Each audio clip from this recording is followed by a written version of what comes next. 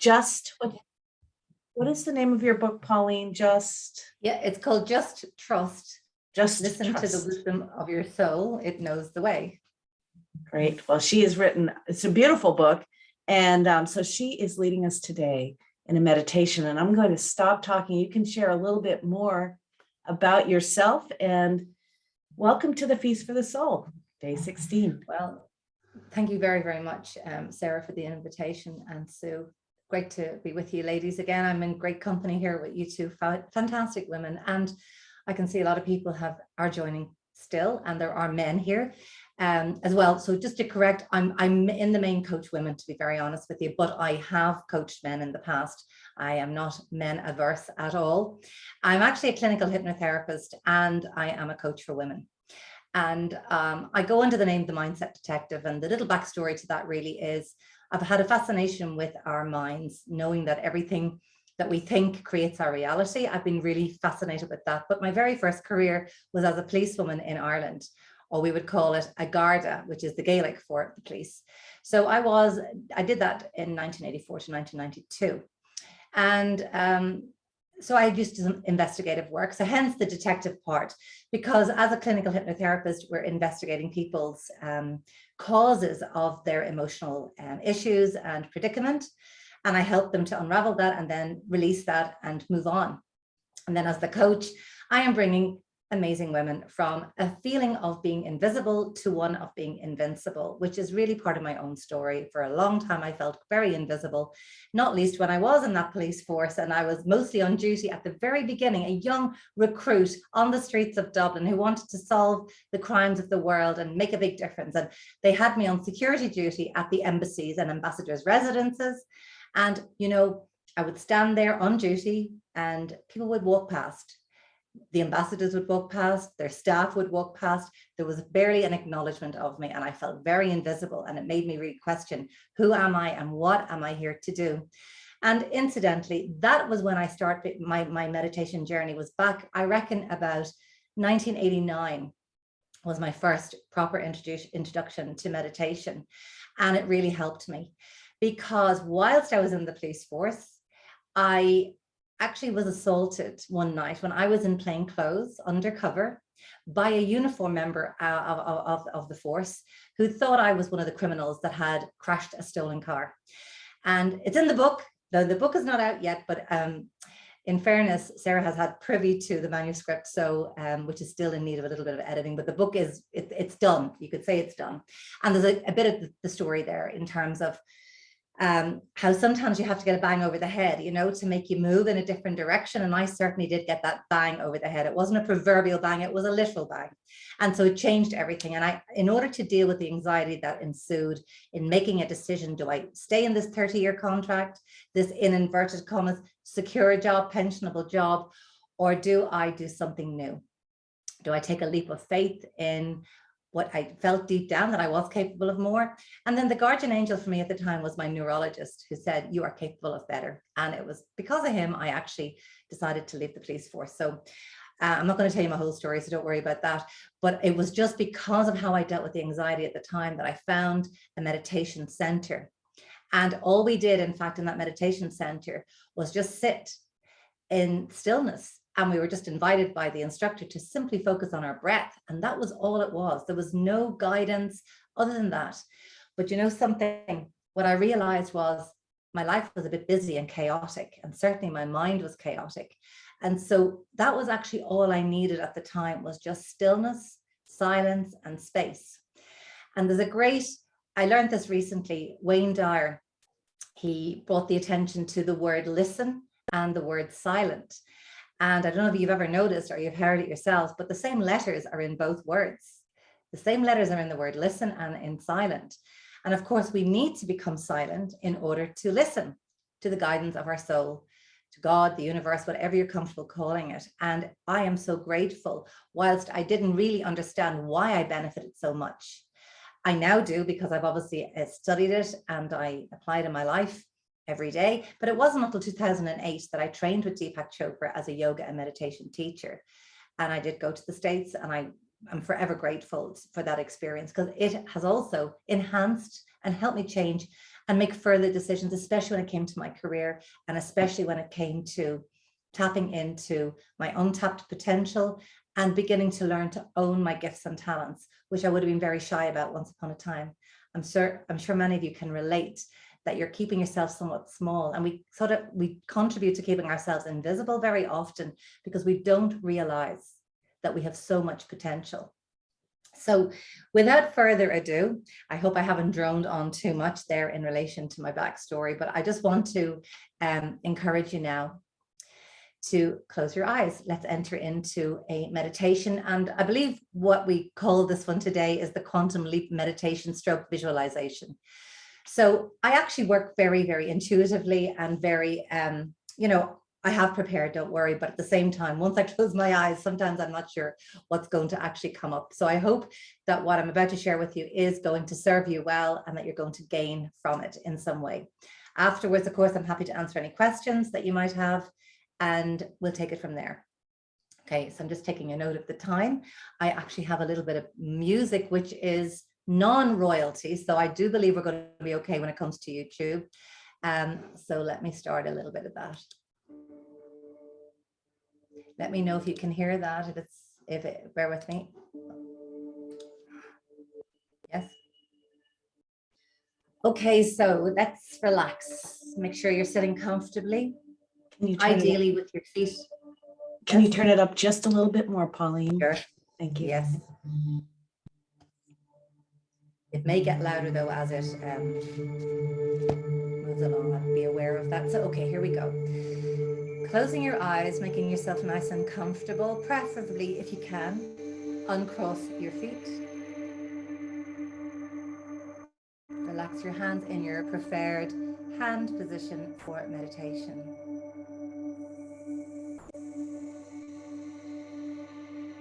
So I'm going to bring you on a journey to the heart of who you are. And regardless of what stage you're at in your life, I have no doubt that there is still a part of you that feels there's more of you to experience the world and more of you to emerge effectively. That you know in your heart that you haven't quite reached your full potential. And whatever may be holding you back, we're going to address that on this visualization stroke meditation today. So let's start by breathing consciously into the body, allowing us to move into the present moment, into the here and now. And we're inhaling through our nose and exhaling through the mouth. So let's do it together. Breathing in, expand your belly. Exhaling through your mouth, contract your belly. And again, breathing in, expand. And out.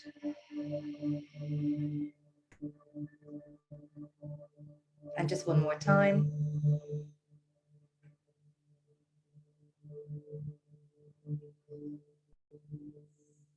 Take a moment to notice how you feel. And insofar as is possible, allow yourself to be in the moment and shut out all distractions, any concerns or worries you may have, any to-dos that you have to deal with at some point today. Just park them. Give yourself permission to just be. I want to invite you to practice the art of allowing in your life. Letting go of force, letting go of struggle, letting go of the idea that you are powerless to make a change in your life. That is an untruth. And today, I want you to accept something. At least I'm inviting you to accept something, that you are the most powerful person in your life. You truly do have all the answers. The answers are within you. And just like I said earlier, we need to create the silence so that we can listen to the whispers of our soul, our inner guidance system.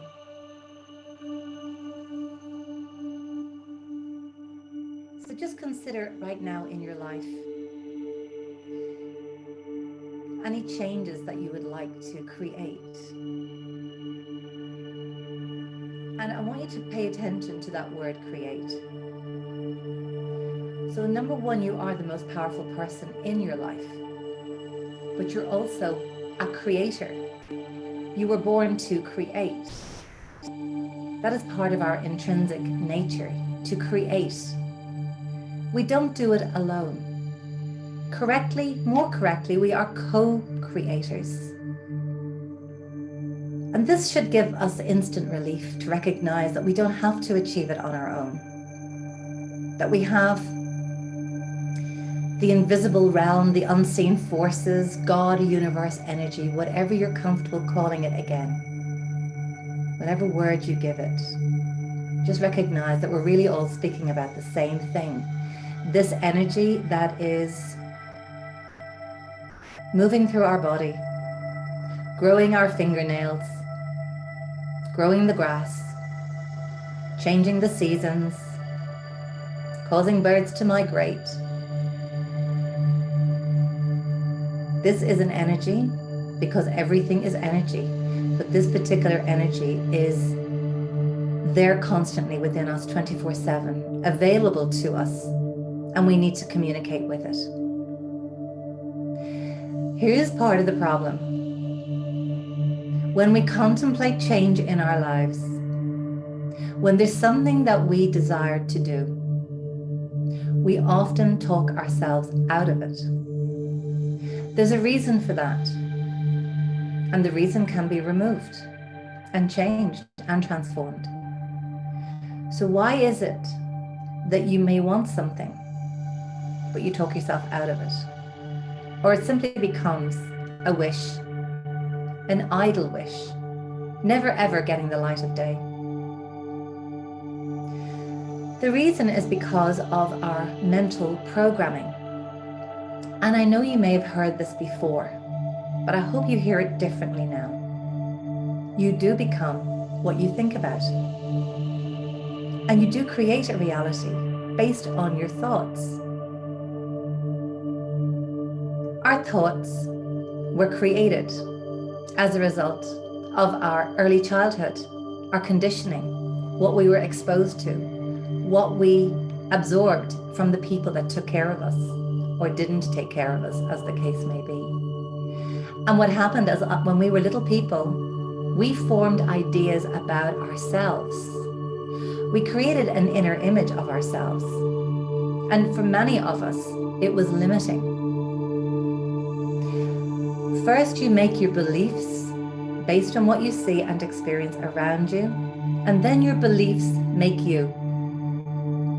Because so long as we're feeling that we're not good enough, or we're not whatever, fill in the blanks, that we're not something enough, and we don't believe in ourselves, in our ability, in our dreams, in our wishes to be fulfilled, then that becomes a self-fulfilling prophecy.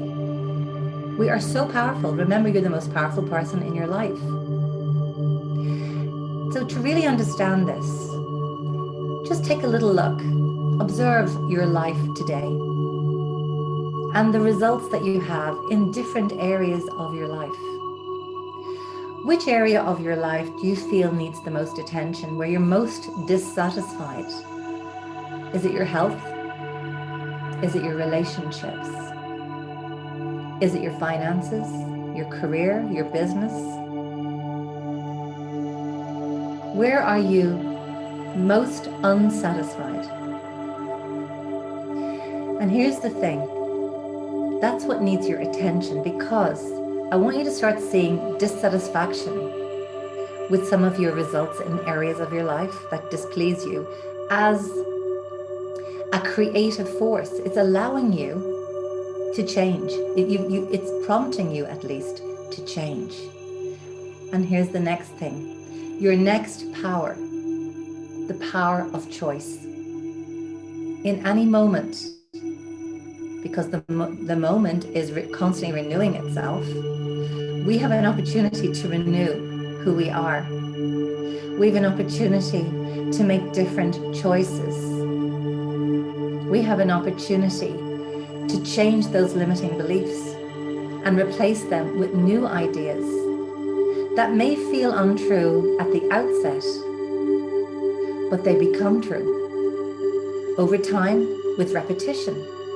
And you're most familiar with affirmations. And maybe you think, I've tried affirmations, they don't work. I'd like to encourage you to take another look at affirmations. Affirmations are statements of truth that are on their way potentially to you. You've just got to believe, you've got to add faith to those affirmations. While they initially may feel untrue and a little bit uncomfortable, just understand that all change is uncomfortable in the beginning. You might even say, it's difficult, it's hard. But just know that when you persist and are consistent, you are guaranteed the transformation that you desire. A quantum leap is something that you're already equipped to do. You've done it many times in your life already.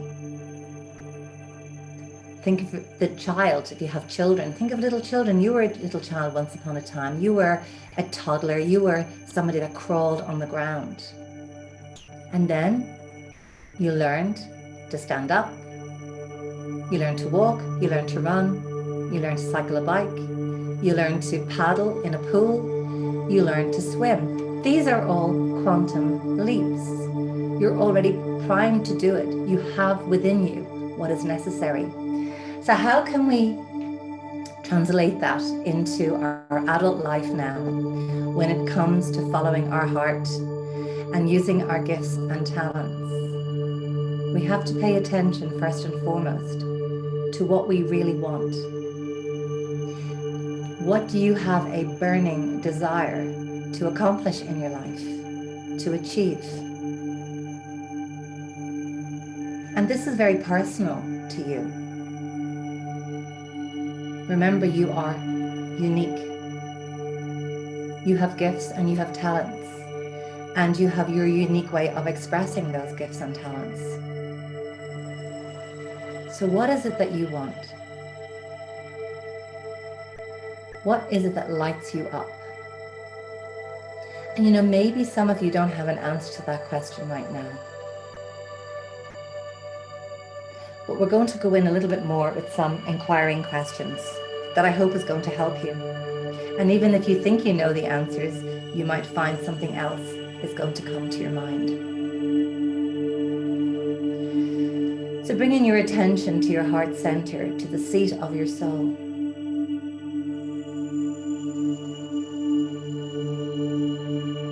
Let's begin a dialogue. Ask yourself, your soul, what am I called to do? What am I called to do? And listen.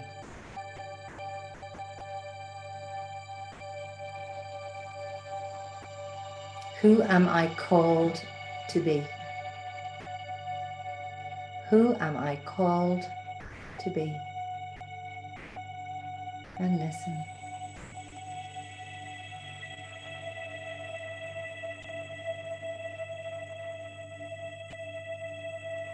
Why am I here?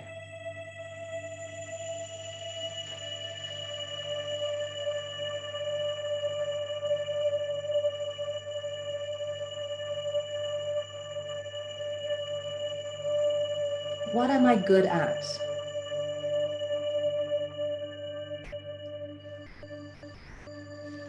What am I here to master?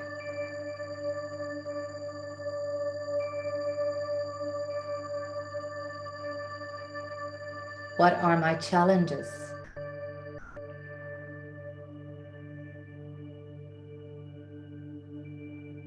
What are my strengths?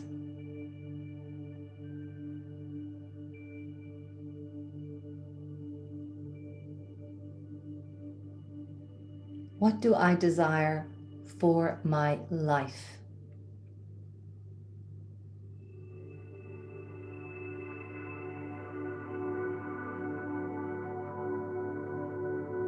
Pay attention to your thinking and your dominant thoughts. And pay attention to your feelings right now.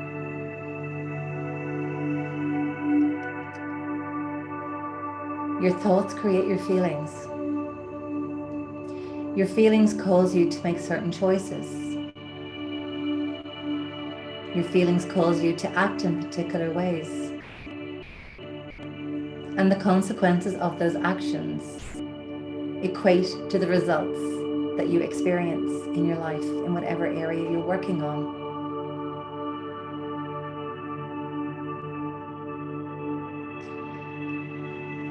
I'd like to remind you that you have an amazing capacity to change. So let's consider making a quantum leap goal, something that you really, really want. And coming at it from a place, it has to be outrageous. I want you to really think big now, something that's going to cause you to stretch yourself. Remember, you're equipped to do this.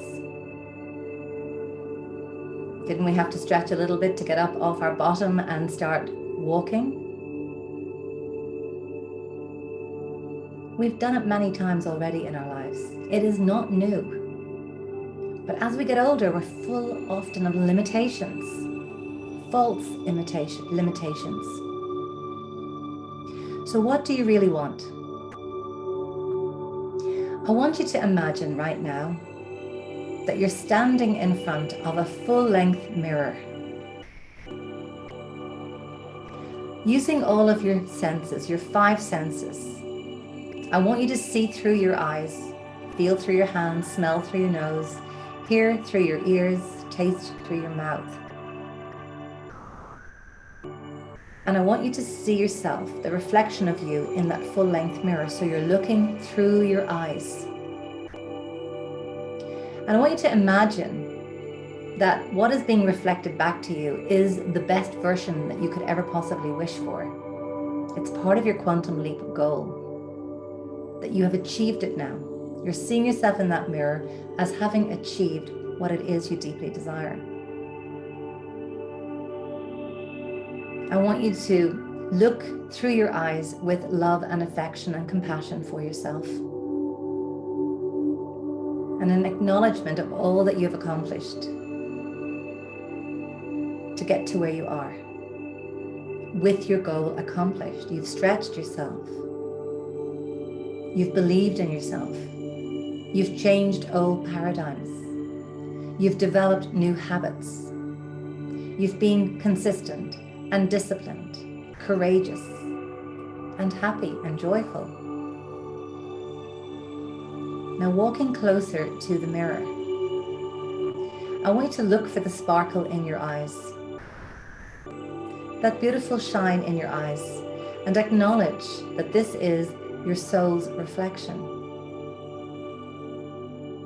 And I want you to take a moment to recognize that your physical body is just a small part of you.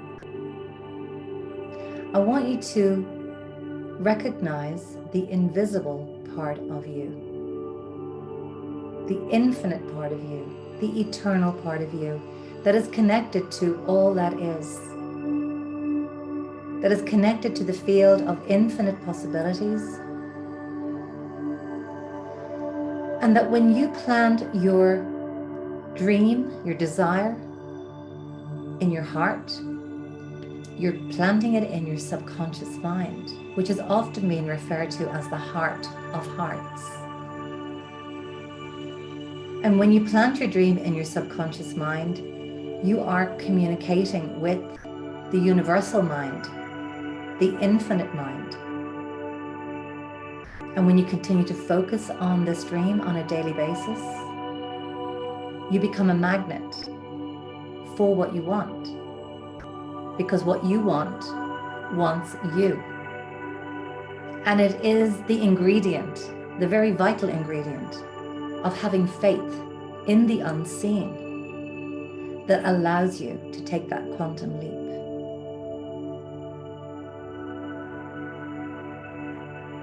I want you just to see yourself walking away from the mirror now, feeling strong, walking confidently as the person who has accomplished her goal or his goal. How do you walk? How do you feel? How do you move? What can you hear around you? What does your life look like now that your wish has been fulfilled? What sounds are around you? Who do you live with? Where do you live? What kind of work are you doing? How does it make you feel?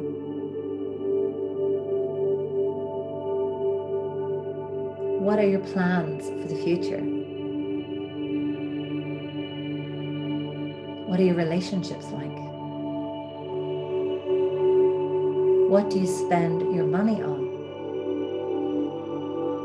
How do you continue to serve humanity?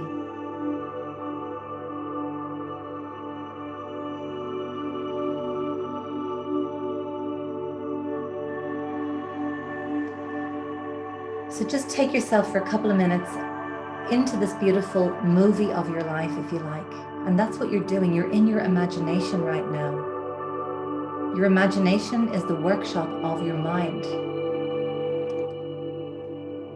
Every time we go into the imagination, we are working on our dream being realized, our wish fulfilled, our desire coming to fruition. This is what all the greats do, the artists, the inventors. They took deliberate time every day. Thomas Edison being one very notable character who sat every day with a stone in one of his hands and a metal bucket underneath his hand to go into his imagination, to figure out how he was going to realize his dream of bringing us the electric light bulb. And if he fell asleep, he knew that his hand would open and the stone would fall into the bucket and make a noise, alerting him to the fact that he was no longer in his imagination but had fallen asleep. So this is what I'm inviting you to do every day, to sit in silence, to practice what we're doing now, visualizing the life that you want already achieved. We're acting as if we're thinking from the end result. Understanding that everything is energy. What you want is already out there. Nothing is ever created or destroyed. It's just in a different vibrational frequency. And effectively, manifestation is the manipulation of that energy. We have to create the pictures. Your mind thinks in pictures. We have to indicate to the universe, to God, to the Creator, what it is we want. We need to be very clear.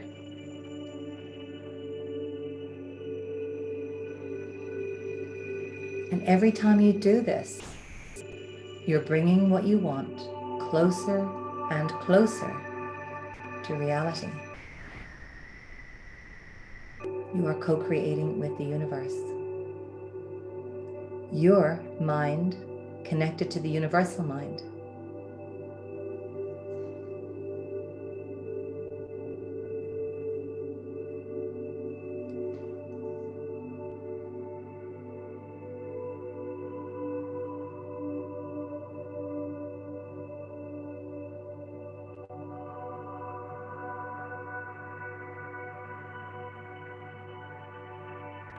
So before you open your eyes, I want you to ask the unseen forces, the invisible energy, what is it you need to know to help you move forward, to create your new reality? Notice if you're receiving any insights.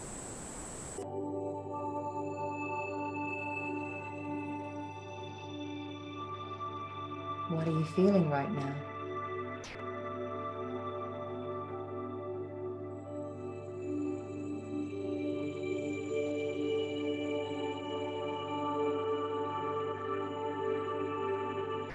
So bringing your hands together now in prayer pose in front of your heart. Saying a simple thank you. Thank you for hopefully some new awareness. Thank you for just spending time going on a journey. And I hope that you certainly have gained something from that experience, or just gaining something from giving yourself time from your busy schedule to be with us here today. Raise your fingertips now to the center of your forehead and take a bow, honoring your divine essence and your spirit. Place your hands flat against your heart, feeling love and compassion inside your heart. Being patient with yourself, kind towards yourself. And then extending this love and compassion towards the people in your life that you love. And sending this love and compassion all over the planet to people in need, the environment, animals, children who are being neglected. And if you wish, you can slowly open your eyes and raise your arms overhead and have a beautiful stretch. And again, bring your hands back and let's take a little bow towards one another. So if you don't mind, I'd love some feedback, or you're welcome to ask me questions as well. Can I just add to that? I mean, there are some steps that I would just like to share with you to help this become a real, potent experience for you in your life. Only 3% of the population write their goals down. And we need to write it down in this way. I am so happy and grateful now that I am, or I have. It has to be written out with, in the present tense, but with descriptive language, concise, present tense, and colorful. Because you want to be excited about your goal, and it needs to be something that's going to cause you to stretch. You have to add absolute faith to it. And then the idea is to write your goal out every single day and to just spend a few minutes going into your imagination, the workshop of your mind, so that you're like somebody that makes wooden toys. I always think, when I think workshop, for me, I always think of the toy makers, the wooden toy makers, which I've actually had the pleasure of seeing in the likes of Germany and places like that at their market stalls. And they go into their workshop, Santa's workshop, making the toys. So that's what we're doing. We go into the workshop, that's our mind, our imagination, and we're making with the universe our dream come true. Okay, so thank you so much. If there's any questions, I'm very happy